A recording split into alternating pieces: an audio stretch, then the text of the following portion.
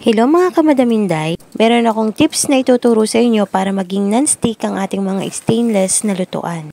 Meron akong fina-follow na nagbibigay siya ng mga tips at ang kanyang lutuan ay napakaganda, yun ay yung Salad Master. At alam naman natin na ang Salad Master ay sobrang mahal. Siyempre hindi ko po yun afford.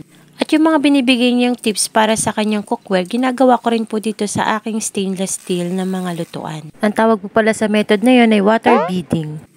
At sinearch ko po iyon kay Meta AI. First step, magpipreheat muna tayo ng ating kawali. Ginagawa ko po yun karaniwan is 5 minutes. Pagkatapos, para matest natin na okay na, maglalagay tayo ng tubig at kapag nagbubbles na yan at parang nagdance-dance na yung tubig na yan, ibig sabihin maganda ang pagka-preheat natin. At yun na rin ang sign na pwede nang maging non-stick yung ating stainless na lutuan. Promise mga madam, kahit sobrang konti lang ng ating oil, hindi talaga didikit yung ating iluluto. Kapag na-preheat natin ng ayos at na-test natin ng water beading ang ating stainless na lutuan.